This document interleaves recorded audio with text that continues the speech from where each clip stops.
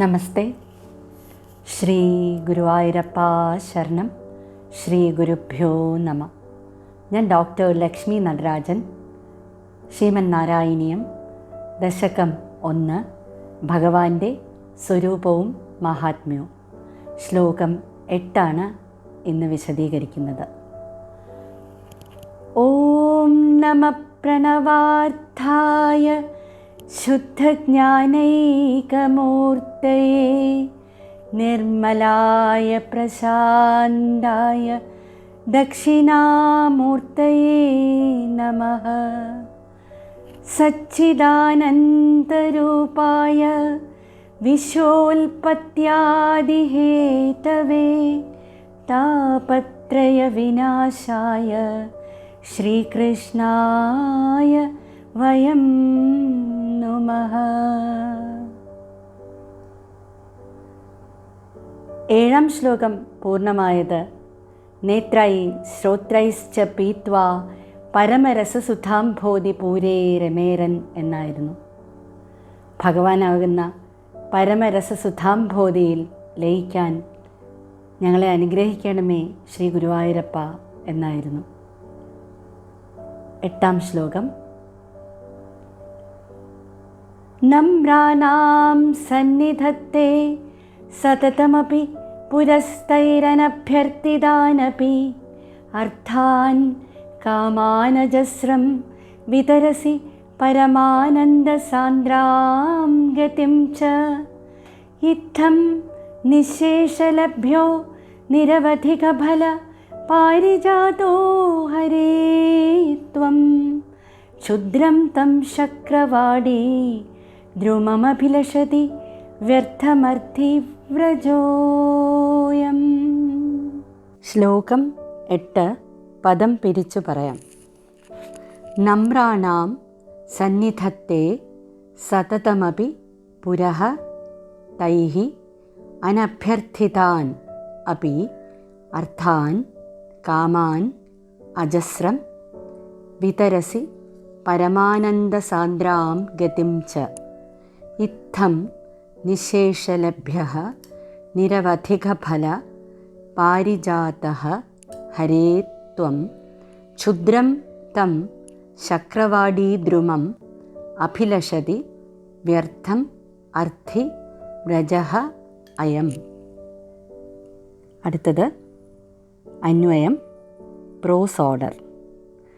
നമ്രാണാം പുരഃ നമിക്കുന്നവരുടെ മുന്നിൽ, സതതമപി എല്ലായ്പ്പോഴും തന്നെ, സന്നിധത്തെ സന്നിധാനം ചെയ്യുന്നു, തൈഹി അവരാൽ, അനഭ്യർത്ഥിതാൻ അഭ്യർത്ഥിക്കപ്പെടാത്ത, കാമാൻ അർത്ഥാൻ അപി കാമങ്ങളെയും പുരുഷാർത്ഥങ്ങളെയും, പരമാനന്ദ സാന്ദ്രാം ഗതിം ച പരമാനന്ദ സാന്ദ്രമായ ഗതിയെയും, അജസ്രം വിതരതി എപ്പോഴും വിതരണം ചെയ്യുന്നു, ഹരേ ത്വം അല്ലയോ വിഷ്ണു ഭഗവാനെ നിന്തിരുവടി, ഇത്തം ഇങ്ങനെ, നിശേഷലഭ്യഃ ഏവർക്കും ലഭ്യവും, നിരവധിക ഫല അവധിയില്ലാത്ത ഫലത്തോടു കൂടിയതുമായ, പാരിജാതഃ പാരിജാതമാകുന്നു, അയം അർത്ഥി വ്രജഃ അർത്ഥികളുടെ ഈ സമൂഹം, ക്ഷുദ്രം തം ശക്രവാടീ ദ്രുമം നിസ്സാരമായ ആ ശക്രവാടീ ദ്രുമത്തെ, വ്യർത്ഥം അഭിലഷതി വെറുതെ ആഗ്രഹിക്കുന്നു. ഈ ശ്ലോകത്തിലൂടെ ഭട്ടതിരിപ്പാട് സമർപ്പണത്തിൻ്റെ ശക്തി, പ്രാധാന്യം, മാധുര്യം, മാഹാത്മ്യം ഇതൊക്കെ വർണ്ണിക്കുകയാണ്.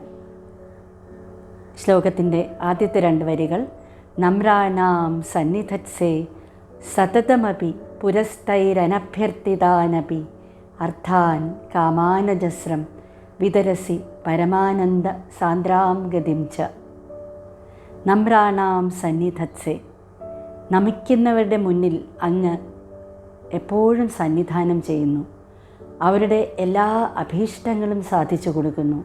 കൂടാതെ അവർ ആഗ്രഹിക്കാത്തത്, അവരർത്ഥിക്കാത്തതുമായിട്ടുള്ള ആഗ്രഹങ്ങൾ കൂടി അങ്ങ് നിറവേറ്റി കൊടുക്കുകയാണ്. അവസാനം അവരെ പരമാനന്ദ സാന്ദ്രാം ഗതിയിലും കൂടി അങ്ങ് അനുഗ്രഹിച്ച് അവരെ ആ ഒരു തലത്തിലും കൂടി എത്തിക്കുന്നുവെന്ന്, അതായത് മോക്ഷം കൂടി നൽകി അവരെ അനുഗ്രഹിക്കുന്നുവെന്ന്. ശരിക്കും സമർപ്പിക്കാൻ ഇവിടെ നമുക്ക് എന്താണുള്ളത് ആലോചിച്ച് നോക്കിയാൽ, വിഷ്ണു സഹസ്രനാമത്തിൽ പറയുന്നത് പോലെ വിശ്വം വിഷ്ണു വഷത്കാരോ ഭൂതഭവ്യ ഭവത് പ്രഭു, ഈ പ്രപഞ്ചം മുഴുവൻ വിഷ്ണുമയമാണ്. ഇവിടെ ഒരു ഇല അനങ്ങണമെങ്കിൽ പോലും ഭഗവാൻ ഇച്ഛിക്കണം. അങ്ങനെ ഇരിക്കെ ഈ നിസാരരായ നമ്മൾക്ക് എന്താണ് സമർപ്പിക്കാനുള്ളത്? നമ്മുടെ മനസ്സിലെ ചില സങ്കല്പങ്ങളും വികല്പങ്ങളും മാത്രം.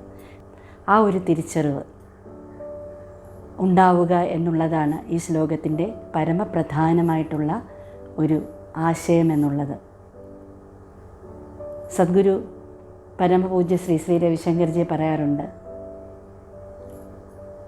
Surrender both your positive and negative qualities to lord എന്ന്.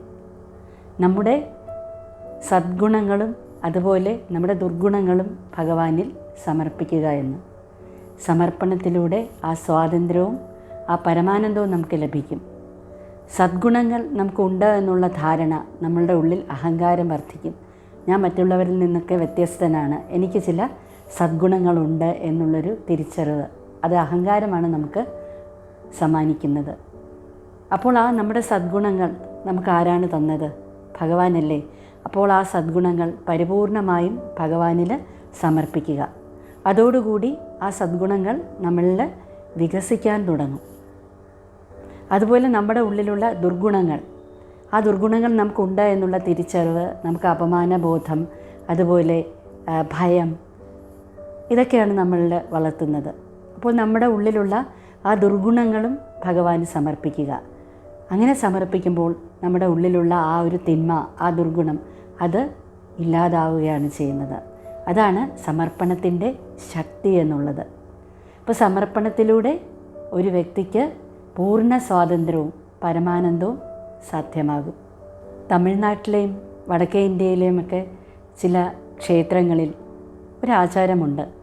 നമ്മൾ അവിടെ ചെന്ന് ആ മൂർത്തിയെ നമസ്കരിച്ച് കഴിഞ്ഞ് നമ്മൾ എഴുന്നേൽക്കുമ്പോൾ അവിടുത്തെ പൂജാരി ആ മൂർത്തിയുടെ ശിരസിലിരുന്ന കിരീടം നമ്മുടെ ശിരസിൽ വെച്ച് തരും. അതിൻ്റെ ഒരു താത്വികമായിട്ടുള്ള അർത്ഥം, ആ നമിക്കുമ്പോൾ ആ ഭക്തൻ പൂർണ്ണതയിലെത്തുന്നു. അപ്പോൾ ഭഗവാൻ ആ തത്വമസി എന്നുള്ള തത്വമാണ് അവിടെ നമുക്ക് കാണാൻ സാധിക്കുന്നത്. അപ്പോൾ ഈ പ്രപഞ്ചം മുഴുവൻ വിഷ്ണുമയമാണ്. എന്നാലും നമുക്ക് ആ ഒരു തിരിച്ചറിവ് ഉണ്ടാകുമ്പോഴാണ് സമർപ്പണം നമ്മളിൽ സംഭവിക്കുന്നത്. ഞാനും ഭഗവാനുമായിട്ടുള്ള ആ സ്നേഹത്തിൻ്റെ, ഭക്തിയുടെ, സമർപ്പണത്തിൻ്റെ, ആദരവിൻ്റെ, ആ ഒരു ബഹുമാനത്തിൻ്റെയൊക്കെ ഉള്ള ആ കണക്ഷൻ എപ്പോഴും നമ്മൾ തുറന്നു വയ്ക്കുക, നമ്മുടെ ഹൃദയം തുറന്നു വയ്ക്കുക. അപ്പോഴാണ് ഭഗവാൻ അതിനകത്ത് ആ സന്നിധത്തെ സതതമപി, ഉടനെ തന്നെ പുരസ്തൈരനഭ്യർത്ഥിതാനപി, പുര എന്ന് പറഞ്ഞാൽ മുന്നിൽ. അപ്പോൾ പുരം എന്നുള്ളതിന് ശരീരം എന്നുള്ള ഒരു അർത്ഥം കൂടിയുണ്ട്. അപ്പോൾ ശരീരത്തിനുള്ളിൽ നമ്മുടെ ആത്മാവായിട്ട് വിലസുന്നത് ആ ഭഗവാൻ തന്നെയാണ്. അപ്പോൾ നമ്മൾ ഭഗവാന്റെ മുന്നിൽ നമിക്കുമ്പോൾ ഭഗവാൻ നമ്മുടെ മുന്നിലും അതുപോലെ തന്നെ നമ്മുടെ ഉള്ളിലും എല്ലാം ഭഗവാന്റെ ആ ഒരു അനുഗ്രഹമുണ്ടാകുന്നു എന്നാണ്. ശരിക്കും ജീവിതത്തിൽ നമുക്ക് എന്താണ് വേണ്ടത് എന്നുള്ളതിനെക്കുറിച്ചൊരു തിരിച്ചറിവില്ല, അതിനെക്കുറിച്ചൊരു അവയർനെസ് ഇല്ല. എനിക്ക് ജീവിതത്തിൽ എന്താണ് ഈ നിമിഷം വേണ്ടത് എന്ന്. കാരണം ഈ നിമിഷം മാത്രമേ സത്യമായിട്ട് നമ്മുടെ മുന്നിലുള്ളൂ, അല്ലേ? കഴിഞ്ഞതെല്ലാം ഒരു സ്വപ്നമായിട്ട് മാറിക്കഴിഞ്ഞു. ഭൂതകാലം മുഴുവൻ ഇനി ഉള്ള ഭാവി കാലമാണ്, അതും ഒരു സ്വപ്നം തന്നെയാണ്. ഇപ്പോൾ ഈ നിമിഷം മാത്രമേ നമ്മുടെ കയ്യിലുള്ളൂ. അപ്പോൾ ഈ നിമിഷം, ഇപ്പോൾ എനിക്ക് എന്താണ് വേണ്ടത് എന്നുള്ളൊരു അവബോധം പോലും നമുക്കില്ല. ഇപ്പോൾ നമ്മൾ വേണമെന്ന് ആഗ്രഹിക്കുന്ന ഒരു കാര്യം അടുത്ത നിമിഷം അതൊരനർത്ഥമായിട്ട് തോന്നാം. അതുപോലെ ഇപ്പോൾ നമ്മൾ വേണ്ട എന്ന് വിചാരിക്കുന്ന ഒരു കാര്യം ചിലപ്പോൾ അടുത്ത നിമിഷം ഏറ്റവും ഉചിതമായിട്ടുള്ള ഒരു ആഗ്രഹമായി, ഏറ്റവും ഉചിതമായിട്ടുള്ളൊരു അനുഗ്രഹമായി തീർന്നു എന്നും വരാം. അപ്പോൾ ഭഗവാന് അറിയാം നമുക്ക് എന്താണ് വേണ്ടത് എന്ന്. അപ്പോൾ എല്ലാ ആഗ്രഹങ്ങളും സാധിച്ചു തന്നിട്ട് ഒടുവിൽ നമുക്ക് ആ പരമാനന്ദമായ സാന്ദ്രാംഗതി, പരമാനന്ദ സാന്ദ്രാംഗതി എന്ന് പറഞ്ഞാൽ നമ്മൾ മരിച്ചു കഴിഞ്ഞിട്ട് നമ്മുടെ ശരീരത്തിൽ നിന്ന് നമ്മുടെ ആത്മാവ് വിട്ടുപോകുമ്പോൾ ആത്മാവിൻ്റെ ഗതി എന്നുള്ളത് ഏകമായിട്ടാണല്ലേ. അവിടെ നമ്മുടെ പ്രിയപ്പെട്ടവരോ ബന്ധുമിത്രാദികളോ ആരും നമ്മോടൊപ്പമില്ല. ആ ഒരു ഗതിയിലും ആ ഒരു യാത്രയിലും ഭഗവാന്റെ അനുഗ്രഹം നമ്മോടൊപ്പം ഉണ്ടാകുന്നു എന്നാണ്. അപ്പം ഇഹലോകത്തിലും അതുപോലൊപ്പം പരലോകത്തിലും അതുപോലെ നമ്മുടെ ആ ഗതിയിലും എല്ലാം ഭഗവാന്റെ അനുഗ്രഹം എപ്പോഴും നമ്മുടെ മുന്നിൽ തന്നെ ഉണ്ടായിരിക്കും. അടുത്ത 2 വരികൾ: ഇത്തം നിശേഷലഭ്യോ നിരവധികഫല പാരിജാതോ ഹരേ ത്വം ക്ഷുദ്രം തം ശക്രവാടി ദ്രുമമഭിലഷതി വ്യർത്ഥമർത്ഥിവ്രജോയം എന്നാണ്. ഇത്തം നിശേഷലഭ്യോ, ഇങ്ങനെ ഭഗവാൻ എല്ലാവർക്കും പ്രാപ്തനാണ്. അതായത് ദേവനെന്നോ അസുരനെന്നോ മനുഷ്യനെന്നോ സ്ത്രീയെന്നോ ബാലനെന്നോ മൃഗമെന്നോ ഋഷിയെന്നോ ഒന്നുള്ള യാതൊരു വ്യത്യാസവുമില്ലാതെ ആരാണ് ഭഗവാനെ പ്രാർത്ഥിക്കുന്നത്, ആരാണ് ഭഗവാന്റെ മുന്നിൽ ശരണാഗതി അടയുന്നത്, അവർക്ക് എല്ലാ അനുഗ്രഹങ്ങളും വർഷിച്ചുകൊണ്ട് ഭഗവാൻ സന്നിധാനം ചെയ്യുന്നു. ഇന്ദ്രാദികളായ ദേവകൾക്കും നാരദർ തുടങ്ങിയ ഋഷിവര്യന്മാർക്കും മാർക്കണ്ഡേയൻ ധ്രുവൻ എന്ന ബാലകന്മാർക്കും അഹല്യ ദ്രൗപദി എന്ന സ്ത്രീകൾക്കും വിതുരർ എന്ന മനുഷ്യനും അതുപോലെ രാക്ഷസർ വിഭീഷണൻ തുടങ്ങിയ രാക്ഷസാദികൾക്കും ഗജേന്ദ്രമോക്ഷത്തിൽ ഗജത്തിനും മുതലയ്ക്കും എല്ലാം ഭഗവാൻ ആ അനുഗ്രഹം അതാത് സമയത്ത് നൽകി അവരെ മോക്ഷത്തിലേക്ക് നയിച്ചതായി നമുക്കറിയാൻ കഴിയുന്നുണ്ട് ഭാഗവതത്തിലൂടെ അല്ലേ. നിരവധിക ഫല, ഇങ്ങനെ ഭഗവാന്റെ ആ ഒരു അനുഗ്രഹം എന്ന് പറയുന്നത് ലിമിറ്റ്ലെസ് ആയിട്ടുള്ള, എന്ന് പറഞ്ഞാൽ അളക്കാൻ പറ്റാത്തതായിട്ടുള്ള അനുഗ്രഹമാണ് ഭഗവാൻ വാരിക്കോരി കൊടുക്കുന്നത്. ദുർലഭ്യമായിട്ടുള്ള ആ ബ്രഹ്മതത്വം സുലഭമായി ഹസ്തലബ്ധേ, നമ്മുടെ കയ്യിൽ തന്നെ കിട്ടിയിരിക്കുന്നുവെന്ന് മുൻ ശ്ലോകങ്ങളിൽ ഭട്ടതിരിപ്പാട് വർണ്ണിച്ചിട്ടുണ്ട്. ഭഗവാൻ നൽകുന്ന അനുഗ്രഹങ്ങൾക്ക് നമുക്ക് അവധി കൽപ്പിക്കാനാവില്ല. അത് അനവധി നിരവധി അനുഗ്രഹവർഷം തന്നെയാണ്. അതിനെ എങ്ങനെയാണ് നമുക്ക് ഒരു അളവുകോൽ കൊണ്ട് ചുരുക്കാൻ സാധിക്കുന്നത്? വിഭീഷണന് നൽകിയ ആ രാക്ഷസ സാമ്രാജ്യം, ഹനുമാൻ സ്വാമിക്ക് നൽകിയ ഭക്തി സാമ്രാജ്യം, ഭക്തോത്തമനായ സുദാമാവിന് നൽകിയ ആ ലക്ഷ്മി സാമ്രാജ്യം, ഇതൊക്കെ അപരിമിതമാണ്. നമുക്ക് ചില അളവുകൾ കൊണ്ട് അതിനെ നമുക്ക് അളക്കാൻ സാധ്യമല്ല. നിരവധിക ഫല പാരിജാതോ ഹരേത്വം, ഇങ്ങനെ അവധിയില്ലാത്ത അനുഗ്രഹങ്ങൾ ഭക്തർക്ക് കൊടുക്കുന്ന പാരിജാതമാണങ്ങ്. സ്വർഗീയ പുഷ്പമാണ് പാരിജാതം. മന്ദാരം, അതുപോലെ ഹരിചന്ദനം, കൽപ്പവൃക്ഷം, പാരിജാതം, ദേവദാരു, ഇതൊക്കെ സ്വർഗീയ പുഷ്പങ്ങളും ചെടികളുമായിട്ട് കണക്കാക്കപ്പെടുന്നതാണ്. ഭഗവാനാകുന്ന പാരിജാതം സ്വർഗത്തിൽ മാത്രമല്ല, ഈ സാന്ദ്രാനന്ദാവബോധം എന്ന ആദ്യത്തെ ആ ശ്ലോകത്തിൽ വർണ്ണിച്ചതുപോലെ ഈ പ്രപഞ്ചം മുഴുവൻ നിറഞ്ഞു തുളുമ്പി നിൽക്കുകയാണ് ആ പാരിജാതം. അപ്പോൾ നമ്മൾ ആ മനസ്സിലൊന്ന് ഭഗവാനെ സങ്കല്പിച്ചാൽ മാത്രം മതി. വിഷ്ണുവാകുന്ന ആ പാരിജാതം ആ ഭക്തൻ്റെ മുന്നിൽ തന്നെ എത്തുന്നുവെന്ന് അതൊന്ന് തിരിച്ചറിഞ്ഞാൽ മാത്രം മതി. പക്ഷേ അത് തിരിച്ചറിയാതെ ഈ മനുഷ്യൻ ആ ഇന്ദ്രൻ്റെ നന്ദനോദ്യാനത്തിലെ കൽപ്പവൃക്ഷത്തിനെ തേടി അലയുകയാണെന്ന്. ഇന്ദ്രൻ എന്ന് പറയുന്ന ദേവന്മാരുടെ രാജാവാണ്. അതുപോലെ ഇവിടെ ഇന്ദ്രൻ എന്നുള്ളത് വേറൊരു തരത്തിൽ ചിന്തിച്ചാൽ ഇന്ദ്രിയങ്ങൾ, നമ്മുടെ പഞ്ചേന്ദ്രിയങ്ങളുടെ രാജാവ് മനസ്സാണ്. അപ്പം നമ്മുടെ മനസ്സാകുന്ന ആ ഇന്ദ്രനെ അടിമപ്പെട്ട് ആ മനസ്സിലെ സങ്കല്പങ്ങളുടെയും വികല്പങ്ങളുടെയും പുറകെ നമ്മൾ ഓടിപ്പായുകയാണ്. ഇങ്ങനെ നിരവധി ഫലങ്ങൾ, നിരവധി അനവധി അനുഗ്രഹ വർഷം ചൊരിയുന്ന പാരിജാത വൃക്ഷമാണങ്ങ്. എന്നിട്ട് ഈ നിസാരരായ മനുഷ്യർ അങ്ങയുടെ മഹത്വം മനസ്സിലാക്കാതെ ശക്രൻ്റെ, അതായത് ഇന്ദ്രൻ്റെ ഉദ്യാനത്തിലെ ശക്രവാടി വാടി ഉദ്യാനം. ശക്രൻ്റെ ഉദ്യാനം എന്ന് പറയുന്നത് നന്ദനോദ്യാനമാണ്. നന്ദനോദ്യാനത്തിലെ ആ കൽപ്പവൃക്ഷത്തിനെ തേടി അലയുന്നു. അപ്പോൾ നന്ദനോദ്യാനത്തിലെ കൽപ്പവൃക്ഷത്തിനടുത്ത് എത്തണമെങ്കിൽ സ്വർഗത്തിൽ എത്തണം അല്ലേ? സ്വർഗത്തിലെത്തണമെങ്കിൽ നമ്മൾ അനേക ജന്മം സത്പ്രവർത്തികൾ ചെയ്ത് ആ പുണ്യഫലത്തോടു കൂടിയാണ് നമുക്ക് സ്വർഗപ്രാപ്തി ലഭിക്കുകയുള്ളൂ. സ്വർഗത്തിലെത്തിയാൽ തന്നെ ആ കൽപ്പവൃക്ഷത്തിനടുത്തെത്തി നാം ആഗ്രഹം അർത്ഥിക്കുമ്പോൾ ആഗ്രഹം സാധിച്ചു എന്ന് വന്നാലും നമുക്കവിടെ ദേഹമില്ല, ദേഹി മാത്രമേ ഉള്ളൂ അല്ലേ? അതുകൊണ്ട് ആ ആഗ്രഹം സാധിച്ചാലും വലിയ പ്രയോജനമില്ല. ആഗ്രഹം സാധിച്ചാൽ തന്നെ നമ്മുടെ പുണ്യമെല്ലാം തീർന്നു കഴിയുമ്പോൾ വീണ്ടും നാം ഭൂമിയിലേക്ക് പതിക്കും.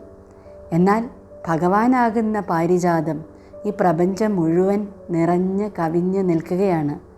നാം ഒന്ന് നിഷ്കളങ്കമായി ആ ശരണാഗതിയോടുകൂടി ഒന്ന് പ്രാർത്ഥിച്ചു കഴിഞ്ഞാൽ നാം എന്താഗ്രഹിക്കുന്നോ ഉചിതമായ നമ്മുടെ എല്ലാ ആഗ്രഹങ്ങളും നിറവേറ്റിത്തരും. അതിനുശേഷം നമ്മൾ അർത്ഥിക്കാത്ത നമുക്ക് വേണ്ട കാമനകൾ കൂടി ഭഗവാൻ നൽകി അനുഗ്രഹിക്കും.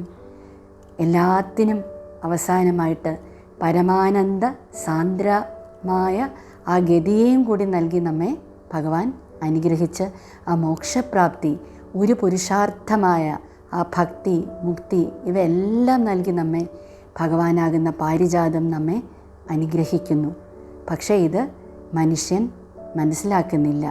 ഒരു ഭിക്ഷക്കാരനെ പോലെ ഓടി നടക്കുകയാണ്. ധനം വേണം, ആരോഗ്യം വേണം, പദവി വേണം, സ്ഥാനമാനങ്ങൾ വേണം എന്നെല്ലാം അർത്ഥിച്ചുകൊണ്ട് ഒരു യാചകനെ പോലെ കൈ നീട്ടി നടക്കുകയാണ്. പക്ഷേ യഥാർത്ഥത്തിലുള്ള ആ ശാന്തിയും സമാധാനവും ആനന്ദവും സ്വാതന്ത്ര്യവും ഒന്നും അവൻ തിരിച്ചറിയുന്നില്ല എന്ന് ഭട്ടതിരിപ്പാട് ഈ ശ്ലോകത്തിലൂടെ വർണ്ണിക്കുകയാണ്. 8ാം ശ്ലോകം ഒരിക്കൽ കൂടി ചൊല്ലാം. നമ്രാണാം സന്നിധത്സേ സതതമപി പുരസ്തൈരനഭ്യർത്ഥിതാനപി അർത്ഥാൻ കാമാനജസ്രം വിതരസി പരമാനന്ദസാന്ദ്രാം ഗതിം ച ഇത്തം നിശേഷലഭ്യോ നിരവധികഫല പാരിജാതോ ഹരേ ത്വം ക്ഷുദ്രം തം ശക്രവാടീ ദ്രുമമഭിലഷതി വ്യർത്ഥമർത്ഥീ വ്രജോയം. അങ്ങനെ 8ാം ശ്ലോകം ഇവിടെ പൂർണ്ണമാകുന്നു. ശ്രീ ഗുരുവായൂരപ്പൻ്റെ പാതാരവിന്ദങ്ങളിൽ അർച്ചനാപുഷ്പമായി സമർപ്പിക്കുകയാണ്. ഒരിക്കൽ കൂടി നന്ദി, നമസ്കാരം.